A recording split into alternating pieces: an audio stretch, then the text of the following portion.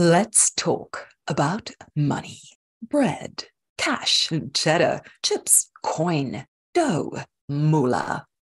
They say it makes the world go round, and as a visionary, you know there's more to life than money. But we also know that money really can make things happen. And that's why in this episode of the League of Visionaries podcast, we are talking to a personal finance coach to freelancers and solopreneurs, a numbers ninja, a data visualization detective, and the CEO of MoneyMine, Kendra Friedland. Kendra is our guest in this episode as we explore everything from financial literacy and empowerment, financial advice versus financial coaching for freelancers and solopreneurs, indulgences, how to make them happen within a sustainable budget, the power of money dates, and how freelancers, solopreneurs, and entrepreneurs can begin to build stability in their business and personal finances. Kendra believes that financial literacy is something everyone can have. Talking about money in business was never frowned upon in her house. She was brought up knowing the value of money and the satisfaction of saving up for things that could bring joy, especially when bought guilt-free. Kendra had a savings account from as far back as she can remember, and she says it was so empowering to move out of home in her early 20s and buy everything she needed without going into debt or finding herself in a pinch. Kendra says that one's view of money is instilled from a very young age, and her mission is to equip people with a skill set that will allow them to take control of their financial future. With that in mind, Kendra started MoneyMine Financial Coaching with the goal of teaching people how to hold on to their earnings and grow their dreams. Join me as we pick Kendra's bounteous brains for the best ways for freelancers and entrepreneurs, and even small business owners and the rest of us to start building financial literacy, ensuring financial stability in our businesses and our lives so that those dreams can happen. If you're a visionary living in a material world, this is for you. Welcome to the League of Visionaries podcast by Yazi Media. The League of Visionaries podcast is your place to meet visionaries, professionals, entrepreneurs, and other thought leaders with a visionary message to share. This podcast is for you if you too are a visionary driven by a deeper purpose in your work, your play, and your investments. I'm your host, Marie-Therese Leroux, the media strategist with soul and founder and owner of Yazi Media Virtual Media House. Connect with this League of Visionaries as we explore the power of purpose and how to bring it to the world through your message. Kendra, thank you so much for being on the League of Visionaries podcast with us today. I'm very excited to be here and be able to share what my passions are with your listeners. Thank you, Kendra. And let's begin with those passions. In your words, what do you do as the MoneyMine Financial Coaching finance coach?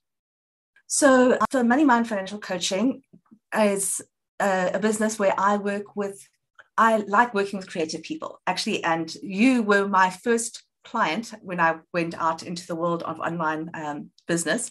And you are a very creative person. And I found that speaking to you just opened my horizons. I'm like, yes, this is what I want to do, because creative people have just the way you guys think. It's very different to my analytical brain.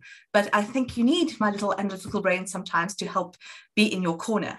So I can vouch for that. Without your analytical brain, the creativity goes all over the place. And a lot of visionaries are in that position, right? We have these big ideas, but when it comes to bringing it down into a spreadsheet or into numbers and things, we might crash. So your left brain analytical superpowers are such a good complement. It's really something that we need. Yes, so MoneyMine ultimately is providing a financial literacy toolkit that allows you to take control of your financial destiny. It's giving you the tools to make financial decisions so that you know how to contact the right people, what questions to ask, so that you know that you are in good hands. It's not necessarily doing everything yourself, but just knowing what steps to take, that I can take this ownership, and then once I've got this in place, I'm handing it over, and you can make my plants grow, make my things pretty, but you ultimately need to take control of your own financial destiny. I think too many people are going, I've got a financial advisor and they just do it for me, but they don't understand the implications and costs involved. And a financial coach isn't a financial advisor. It's just somebody that's in your corner, giving you the support and education that you need so that you can take control of your life and go, I've got this. And I'm the one that's in the driver's seat of my life. And that's what I'm so passionate about. That's really exciting. I love the words you used, take control of your financial destiny. And again, this is something that for visionaries, we are the people who really want to take the world forward. But it is not to our credit that so many visionaries are hamstrung by finances that are not healthy. And you speak about creative people and creatives. We have this stereotype about the starving artist. And yet we've had some wonderful examples around the world. I think of artists who have found the formula for actually really sustaining financial success. And even if that money is coming in, you can be very famous, if that's your objective. You can be very highly valued and you can make a lot of money, but actually keeping it and making it grow is really an art. And I believe that's where part of your business's name comes from, Money Mine. There's a bit of a wordplay there, isn't there? Yes, there was definitely a bit of wordplay because I wanted the money to be mine at the end of the day, but I also wanted it to get into my hands. Yes, and like a gold mine that is a source exactly. that actually can be continued to replenish. That's a really, really exciting possibility. So, Kendra, I hope that by the end of our discussion today, we'll have a couple of really good starting points and tips to go to. But before we go there, what was the journey that brought you to this mission? What was the story that kindled this passion for the Money Mine financial coaching for you? So you, my dear woman, are the spring, the source of it, because you were my first client. And I really enjoyed our journey together. You gave me projects and we had a monthly check-in, and I'm like, this wasn't work. It was so much fun. And I'm so not a chit-chat person. It's not my thing, but getting into a meet and having like really in-depth conversations, it really excites me. And there's nothing as in-depth than money. I mean, people go, money, you're not supposed to talk about it. It's a taboo subject, but it impacts every single thing in your life, from what food you can eat, what education you allowed, what holiday you are allowed to take. It's every single facet of your life is impacted by money. So to be able to have these conversations and like just spark people and get them off and on the right footing is just something I'm so passionate about. Yeah, absolutely. So exciting. And I think back about those sessions, because you speak about how vulnerable we are when we're speaking about money. And I'll tell you, I was, as much as I had hired you to come and coach me for our session every month, and I invited you to give me homework, just so much as that, I was terrified before each session because it really is like being stark naked when you have to open up about your finances. In most cases, for most of us, unless we're really, really financially aware, that is a very vulnerable position to be in. And we have all these taboos around it.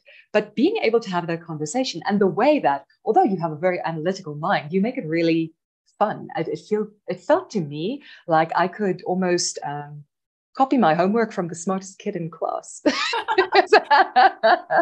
Because you have so much insight and structure about these things. And again, as a right brainer, as a creative person, it can be really hard for me to bring that into the real world. And also you speak about how money affects everything. And one of the things visionaries have in mind is leaving the world in better shape than it is, really leaving a legacy. How do we leave a legacy if we're scraping by? How do we make a massive impact on the world? I mean, we have wonderful things to share, but money can make things happen. So yeah, that is really, really fascinating what you share there. And the journey that brought you there is one that I think many people can relate to. Something that you spoke about is this is a total visionary trait. It doesn't feel like work. Huh? No, it doesn't feel like really work. Fun. It's so much fun. And financial, I mean, for me, financial coaching, it's not about judging and going, oh, you've been so, it's discovering everybody comes to the party with different background and different experiences, and the world has shaped them in different ways and told them this is the way the world works. And then you can go, that doesn't necessarily work for me, but how did you get there? And if you understand how somebody got there, then you can go, well, maybe if you look at it from this angle, it can change your outlook completely, and you can and broaden your horizons in a way that you never thought possible. And that to me is also like mind-blowing, because if you are giving people like, go do a budget, and they go, well, but money is the root of all evil. I can't have a lot of money. And then, but they're ultimately trying to build money. They're working with two things that are battling each other head on. So there's a little bit of finding about people's psychology, and then just giving the gray stuff in the mix, because the budgets, I mean, I don't like the term budget. It sounds like you're on diet. It's horrible. I like the words money assignments, like you're on a chessboard and you're saying, okay, you get to go have fun and do entertainment. You're paying the bills. You're building a house. You're the holiday planner. That's so much more exciting than going, I'm only allowed to eat Rice Krispies for the rest of the month because I'm broke. Yes, exactly. And that makes it exciting. You just spoke about something that is so important, is the fun budget. You're the holiday budget. Yes, absolutely. Because when we do budgets, how easily do we forget that portion that goes to the big dreams, the small dreams, and just the fun? Absolutely. Because you're building your life. You're not, I mean, you might go for like 3 months or 6 months. It's going to be a bit tough, but ultimately you're building your life, and you don't want to be a life that feels like you're enslaved and entrenched in this horribleness. So you have to have some fun built in, and you have to celebrate your wins, because if you've got this long journey that you go, ultimately, I want to be a billionaire, but you've got to go, well, I've hit my 100,000 or wherever you're going, you've got to go, yes, because otherwise you just like, I'm never going to get there. So yeah, I am so, this journey to me just sparks me in so many different ways. It's so exciting. That it really is, and what it makes possible for people. And then of course there is the element of realizing that if people are doing well financially, they can do better. They can do more in the world. They have a burden off their minds and just live a better life. The world is a better place. And I wonder how much a lack of financial literacy is responsible for a lot of the problems we see. I live in a very small town some of the time. My one place is countryside, and it's a tiny rural town. And the place that's always doing well is the liquor store. Cool. The liquor store, the lottery counter. And when I look at people's supermarket trolleys, I see them buying things that are not good for them. And yet everybody has the same little song that they sing. We don't have enough money. Where is it going? How do you think financial literacy can impact the average Joe? Well, just like understanding higher purchase agreements and understanding, like, before you sign the paper, what is the interest going to be? When you look at, okay, the price of the item is X, but if I put it on, like, I want it now, I think it's this instant gratification that's out there that is really doing people in. If you say, okay, I want that, and I can save for it for maybe 6 months, and then I can buy it and it's mine, rather than going, I want it now and I'll pay it off over 24 months. But if you work out how much you're probably paying double. You could have bought 2 of the things. It's ridiculous. So yes, just having the like, not putting emotion into it. I think emotions really need to come out of your financial decision making. You need to be very pragmatic and have okay, what is my plan? How am I going to get there? And then say, okay, is it working? Does it need to be tweaked? But not go, the whole world's coming to an end, or you have to be quite level-headed with your finances to get it right, and also getting the right people in your corner, because you want to have a partner or a spouse that understands where you're coming from. If I mean, when I got married, it was very important to me that I spoke about money with my now husband, and we were both on the same page. We both view money in the very, very similar way. We're not big spenders. I mean, it's very difficult when you've got one person that's spending up a storm and the other one's trying to save. You need to have these conversations and speak to people about, like, what is my dream? What am I trying to achieve? Because if nobody knows what you're trying to achieve, then how are you going to get there? Because nobody knows that's where you want to go. So having your why, and then like start with the big picture and then start with the nuts and bolts of how you're going to get there. But try and keep the big emotions out of it. It's fun to go, this is the plan, and get like really excited. But when it's, am I going to invest in X or Y? Like this is the major craze or whatever, then you need to be quite level-headed. And as I said, I don't do financial advice. It's not my forte at all. So as a financial coach, I would say when picking a financial advisor, make sure that you're looking for people with these sort of qualities that would best serve you. And that's ultimately, it's giving you the skill set to make picking your team, making the choice on, am I going to save for it? Or is this something like a house? Yes, you want a bond, but ultimately it's hopefully going to appreciate. But am I going to buy a Ferrari versus a VW? I still need to go to work, but do I need to have all the bells and the whistles? Well, ultimately, what is the use of this money and this asset, and how is it going to serve you? Because if it's going to be the insurance and the tires and all that, and ultimately all you need to do is get to work, why do you need a Ferrari? You know? So it's just taking your ego out of it a bit. I mean, there is always time to dream, and when you're in the right place, and absolutely. But if you're still getting there, just decide what is the best for now. It's not going to be the best for always, but what is the best for now? And it sounds like that is an area where the coaching really comes in valuably. And you've spoken a little bit about the difference between a financial advisor and a financial coach, or you've hinted at it and said financial advice is not what you do, and that you would rather, your role is to guide people to know what to look for in a financial advisor and what good questions to ask them.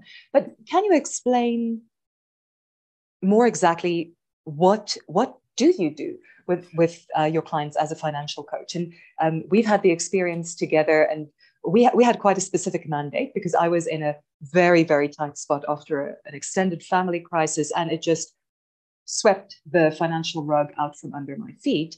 And I was not an ideal client in many ways, because when you said to me, here's a beautiful spreadsheet that will create a visualization for your budget, I was so impressed. And then I went, there's almost nothing to track here because there's nothing going on. It was really a very dark time. And that kind of guidance really helped me. I mean, there's a big difference between the money that you make and the money that you can manage, right? You have to manage what you make. And if there isn't that much, there's not that much to manage. But managing it wisely actually really saw me through that and started helping me to edge forward to where I could breathe again.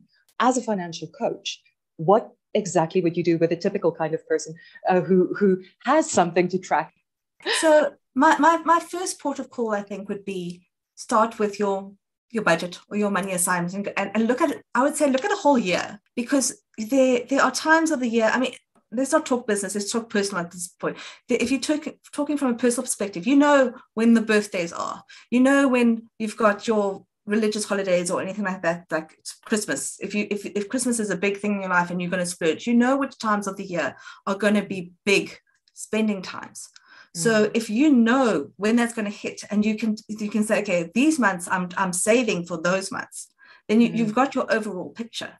And then also you can put in your expenses. And then it's so interesting when you take a percentage and you look at percentage wise what that expense is in the scheme of all your other expenses, you might go, ooh, really? I'm spending that much of a percentage on coffees and teas and going to Vida. Is that really, really necessary? I mean, I think in this day and age where it's so easy to tap your money leaves you. They make it so easy just for money to leave you that to hang on to it and make it I mean, people say pay yourself first. And I think that is so important that you go, this is my savings and this kind of thing first before you go spending, because otherwise you're left with the dregs and you don't know, you don't know what those dregs are going to look like. So, and if you've portioned that money first, it's amazing how people will adapt to what they actually have available to them. Then having everything and go, oh, whatever's left over, I'll save. So it will expand. The expenses will expand to fill the cash available. And that's why you want to give your money a job, because if it doesn't have a job, it's going to find a job, and it might not be a very productive job. Yes, it's interesting. So many of the things that we that are coming up here are things that have a lot to do with keeping up with the Joneses and conditioning and things that society tells us, and all these temptations from outside. It's almost like you need to guard your mind against what you're being told and actually think for yourself. And I have a suspicion for many people, I've heard when they really look into their finances and start asking those questions, then they start saying, but wait, this is an expense I could do without. This is not really important to me. And that's a big realization. And that's mindset, isn't it? Yes. How do you work with your clients on the money mindset? Well, I want to listen to the person and find out where they're coming from, because if you're not listening, you're not going to find out anything. So that's my first port of call. And hopefully have a relationship where they are comfortable, because financial coaching is not about judgment. It really isn't. It's about finding where you are and then figuring out how to get a better foothold. So if you climb a mountain, you don't want to be hanging on by like the smooth surface of your skin. You want to get proper footholdings and climb properly. And that's what I want to, is give you the tools that help you to climb and grapple with it and succeed and hit that summit, because ultimately that's what you want. You don't want to be on the side of the mountain for the rest of your life. Yes, absolutely. And blindfolded, because I think that's the biggest temptation. And when I was going through this very dark time and like family expenses were just taking everything, it was one of the things that I realized was that I was avoiding looking at what's really happening. I was just the old ostrich politics, head in the sand and pretend it's not there. But that is like climbing the mountain blindfolded. And that check-in with our finances is just so valuable, because without knowing where you are, there's no way to get where you want to be.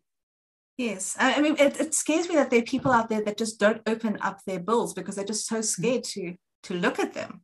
They don't want to face it, but it's something that you have to. I mean, your credit score and everything, especially in businesses, you want to be in a place where if you're employing people, you want to be able to pay your staff. And you just need to find a way of understanding and making plans and getting there bit by bit. And that's particularly why I wanted to start with solopreneurs and freelancers, because they haven't necessarily got this massive burden of massive staff people, but they're building their businesses slowly. And if they have the pieces in place that grow them properly as a small business, they can always expand and make better decisions as they grow. But it's like getting it in as a child and getting the education properly done as a foundation. It can always improve as you grow, than rather try and fix something that's already like spurting money everywhere. And you're like, oh my word, there's so many holes to fill in this place.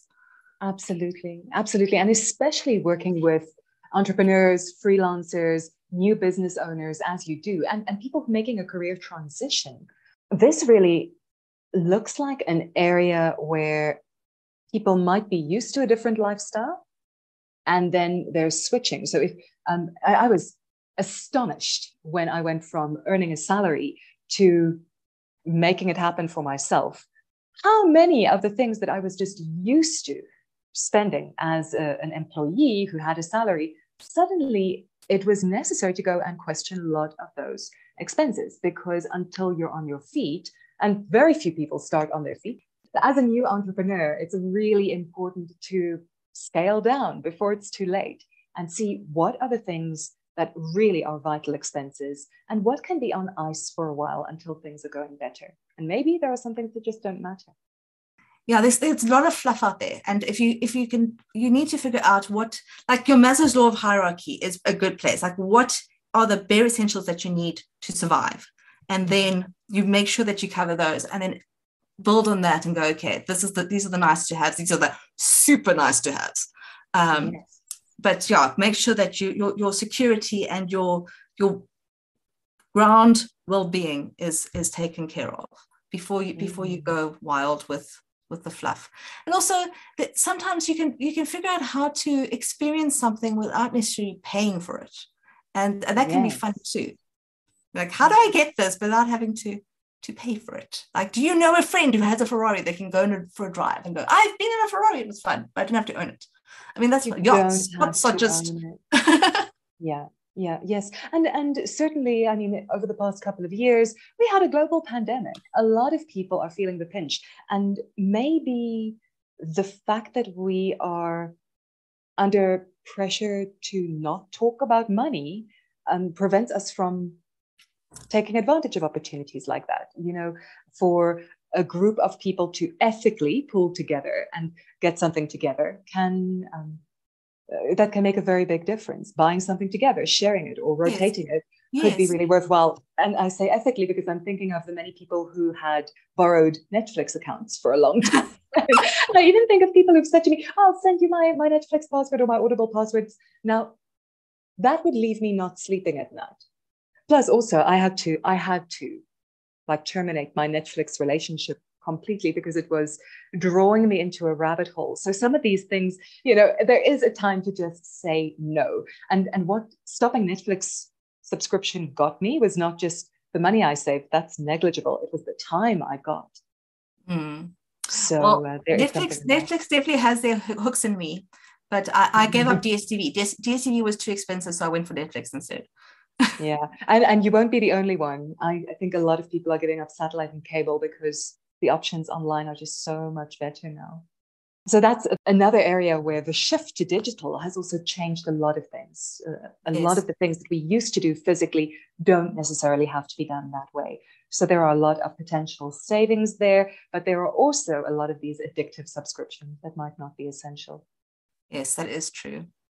One of your superpowers is data visualization, and you are a numbers ninja who can do things with spreadsheets that just makes me marvel. And one of the tools that you shared with me was your spreadsheet for kind of keeping track of expenses and income. And then I believe you can put that into a really eye-catching visualization. And that visualization actually makes things very tangible. And something I shared with you at that time was, like, numbers scare me.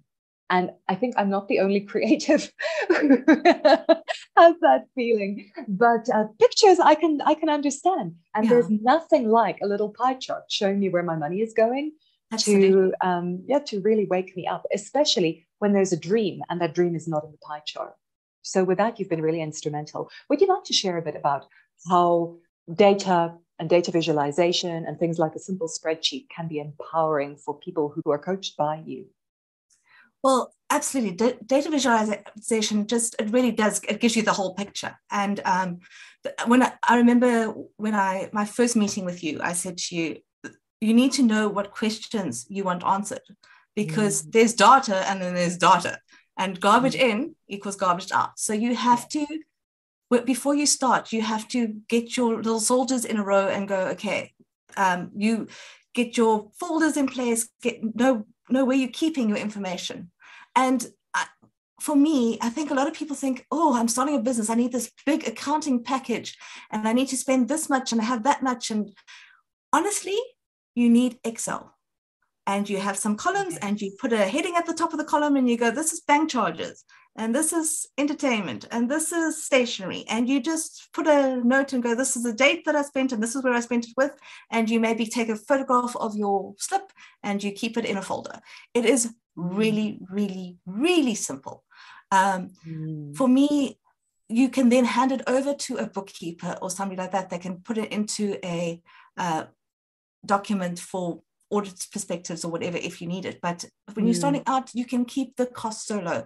I remember a discussion where you said, oh, Kendra can tell you like how to set up an invoice. And honestly, my invoice is an Excel spreadsheet that I PDF. I don't have a accounting package at this moment because things I do work, but I get billed through another entity, and the ones that I raise on by myself are ad hoc. So why spend a monthly subscription on an accounting package? Then I can get the information in a spreadsheet, and that spreadsheet, when used properly, if you've got a column that says where is this income coming from? Is it interest income? Did I get it off? And where did my lead come from? Did I get it off TikTok or LinkedIn? Then you can track what social media platforms are working for you. There's so much data, and it's just a spreadsheet. You go, okay, that person, how did you find me? Oh, my friend told me about you. And where did that friend come from? Okay, cool. And that can then drive your business decision as where is your tribe? Where they're hanging out? Where do I need to advertise? But honestly, Excel spreadsheets can be a time saver and a money saver and point you in the right direction at the same time. And then you also can do graphs and things that make things look pretty. But it's not just about the money as like where I'm spending it, but where money's coming from can also be so informative. Especially if you're moving to freelancing or to a business, right? Because if you're doing it right, there are multiple streams of income, and those multiple streams of income are it gets really hard to track if you don't know, if you haven't been making a record of it. So it really is a valuable practice, and it can be really fun. One of the techniques that you advise is a money date. And we're going to talk about that in a second. But I'm just thinking, based on what you've been saying about the spreadsheets, how often we find an excuse not to do things. And how many freelancers getting started, how many small businesses getting started make that an excuse that I don't have the software, I don't have the tools. And really a simple Excel spreadsheet, and even Google Sheets. Paper. Yeah, Google Sheets. Do it on paper if you have to, but yes, keep track of the income and where it comes from and where the source of that is, because that is very, very valuable data that can point you in the right direction. Great tip there, Kendra. Before you leave that tip, also just when it comes to your slips and things, just organize them properly, because when I was an article clerk, occasionally, I mean, this was back in the day before massive computers and things like that, but you'd get a box of slips and people go, please sort this. Now, you're paying somebody to go through your cigarette, or those stages, your cigarette slips or whatever. That's not business orientated, but you're paying someone to go through sorting all the stuff. So if you've done sorting as you do your purchase, you go, this is a business purchase. You do the necessary, it's done, it's finished, and you move on. And if you pay your bookkeeper by the hour, you exactly want to give them good material. What were you saying about garbage in, garbage out? Precisely. So it means there's a big saving on the side of the bookkeeping, and you're still wearing the pants. A great story that always reminds me of how important it is to keep a hand on your own finances was the Beatles. The Beatles were not keeping track of their finances because they were creative and they were having a wild life. And things got completely out of hand. They went broke for a whole period. And today we think of them as the Beatles, one of the best-selling bands ever.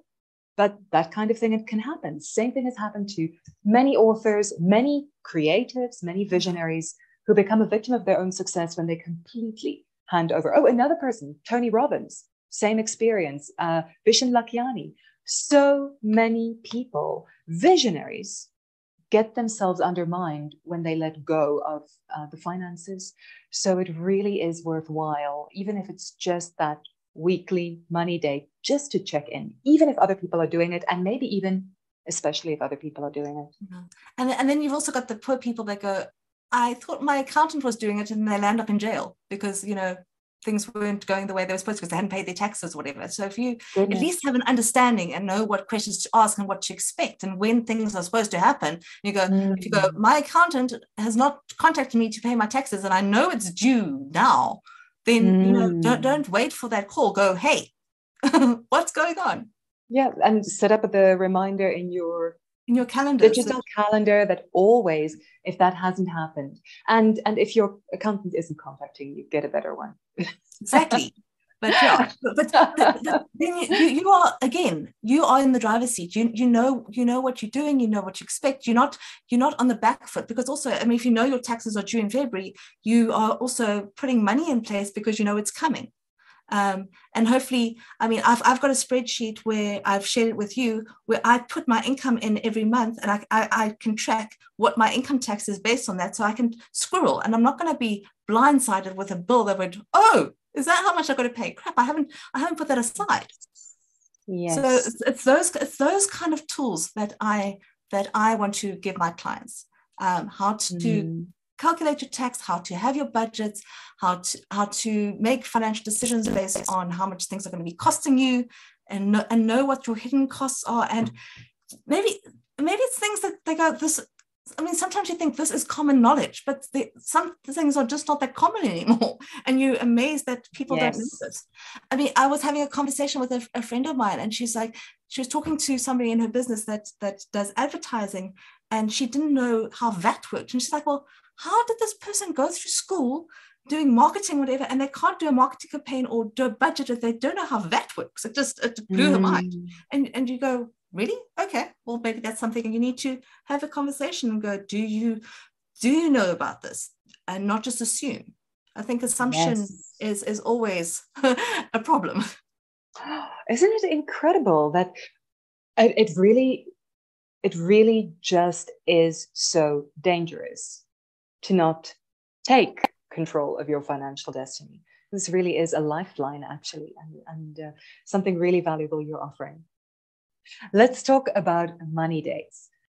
And you have personal money dates, you have one-on-one coaching money dates, and what about open to the public money dates?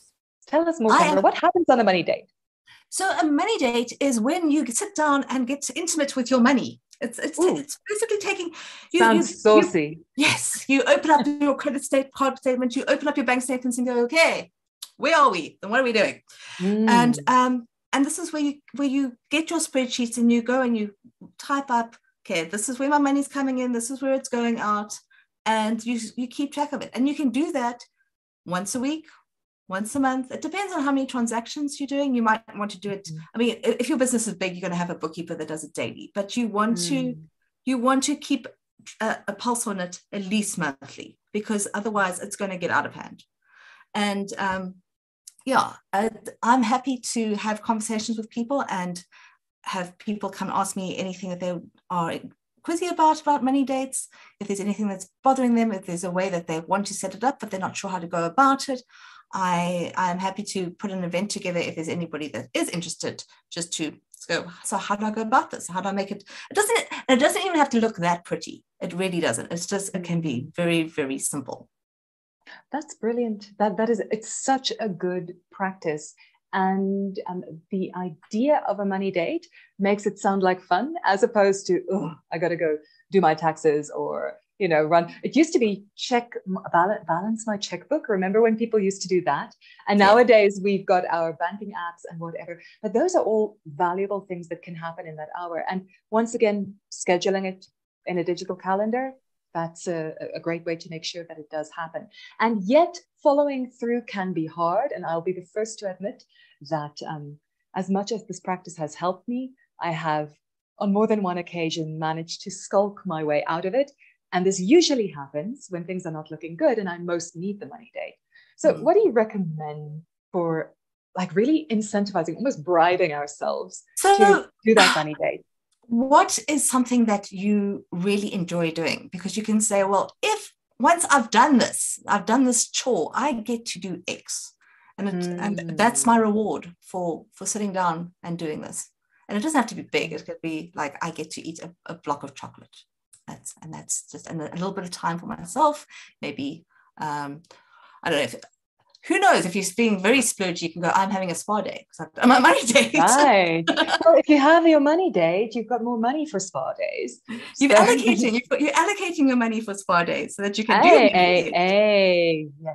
Yes. I love that idea of allocation versus the budget. That's really a bit of your wisdom that I think is worth absorbing. Because making those allocations for the things that are fun and special also adds a lot of motivation to this. And I love the fact that you're looking at prioritizing the things that we so easily put lost: ourselves, our savings, our retirement, and our special occasions and this kind of thing. Because you want joy out of your life. So, and your money is going to ultimately give you that joy. So you have to channel it in that direction and not just hope it like lands there by luck, or go into hock to give you that joy, because then the joy is zapped right out of it so quickly because you're still paying for it 6 months later. Exactly. Yes. And all these things we hear about this fantastic word, January. Like, why worry about January? It's like, I don't know. That wasn't a worry for me. No, and if you plan for it, it's fine.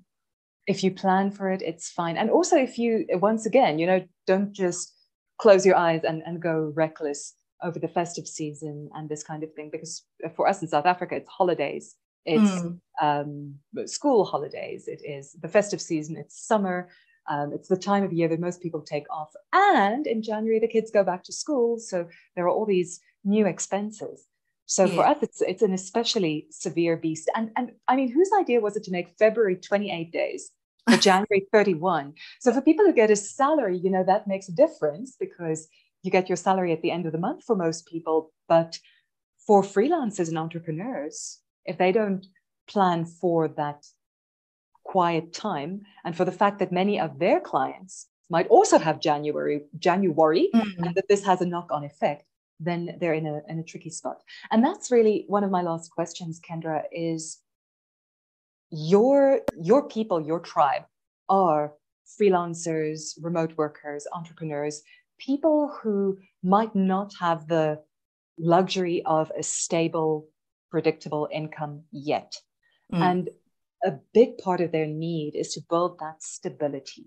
If you have one piece of advice for visionaries who are in that boat, the freelancers, the professionals, the entrepreneurs who are making their own rain, what would it be?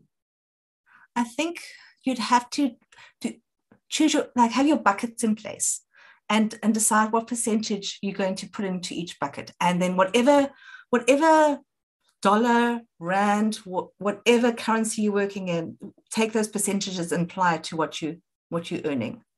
So if that is at all possible, that you go like 2% is entertainment, 50% or whatever is for necessities, and try and keep that as much as possible. It's easier said when you've got money coming in than when you don't, because otherwise, I mean, you're paying when it's bread and butter.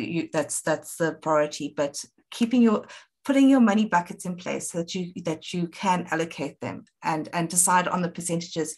That it's just an automatic. If you can make things as automatic as possible, and then that's the easiest way to do it. That's great. So really look at what are the ideal percentages where things need to go, and automate that wherever possible. That's really excellent advice. And the banking apps make it possible nowadays, right? Yeah. We can easily just say every month, this time, that much money goes there. But the key for automation is to automate money going in and make money going out as manual as possible. So if you're a Takealot person or Amazon person, don't have your credit card details just click and go. Make it that you have to actually fill it in, that you've got time to go, do I really, really, really, really need this now? Or do I really want to get up and get my card? This is really the question for me. Yes. Like, do I want to do this? Is this something I really want to spend? Or create wish lists and then go and then look at it a week later and go, do I still want this? Is this still? I think trying to delay the instant gratification a lot is very important. That you say, okay, this is my wish list, and is this still on my wish list, or has that momentary need passed me by and I'm over it? Because it's so easy just to get sucked in. Oh, I need this now. And again, that's the emotional appeal. Yeah. And out there on this wonderful World Wide Web of ours, we have so many people who are teaching people how to make their clients make impulse purchases. It's a fine art and science, and we're up against a phenomenal force there because they're good at what they do. But it's important that we keep our own wits about us. And that doesn't mean it's not wonderful to go and really allocate, as you call it, your money to something that is worthwhile, but be the one in charge, be the one in the driver's seat. Yes, exactly. That is fantastic. Kendra, this is such a lot of gems, and I know there's a lot more money mine wisdom where that comes from. For the visionaries listening to our podcast today, where can they find you to learn more? And if they need to join a money date and learn how it's done in style, where do they find you? So the best place to find me is on LinkedIn. So Kendra Friedland on LinkedIn, or you can look for Money Mine Financial Coaching. It'll link up to me too. Absolutely fantastic. So that's a great place to follow. And if you are connected with Kendra, you can also send her a message. So when you do connect with Kendra, just drop in and say hi and let her know that this is what you are connecting for. You want the Money Mine financial coaching wisdom, and maybe drop in at one of the public money dates and see how it's done so you can take charge of your financial destiny as well. Kendra, what a treat. I think everything you say is so relevant to visionaries listening to this podcast. That's what the League of Visionaries is for. Thank you so much for being on the show and for the great visionary work you are doing. Thank you so much for having me. This has been so much fun. It's always a pleasure to talk to you. And likewise, and that is definitely something I can attest to. You manage, Kendra, to bring a structure and a rational, calm sense of doability, if there's a word like that, to finance and to numbers that is just a gift. For those of us who have gifts in other areas, it is something that empowers so much. And your financial literacy guidance is something that I believe has so much empowerment value for any visionary. It's an honor having you here. Thank you so much. See you on LinkedIn. Absolutely. You've been listening to the League of Visionaries podcast by Yazzie Media, and we've been talking to personal finance coach to freelancers and solopreneurs, Kendra Friedland. To get in touch with Kendra, find her on LinkedIn or check the other links in the description to this episode. This season of the League of Visionaries podcast is brought to you by Totally Morpheus, providers of conscious leadership development programs. Find out what conscious leadership development can do for you at totallymorpheus.com. And while you're there, take the Leadership Egg assessment and discover your leadership essence growth gap. Subscribe to the League of Visionaries podcast here on your favorite podcasting platform and follow Yazzie Media on LinkedIn to find out more about how you can share your visionary message with the world.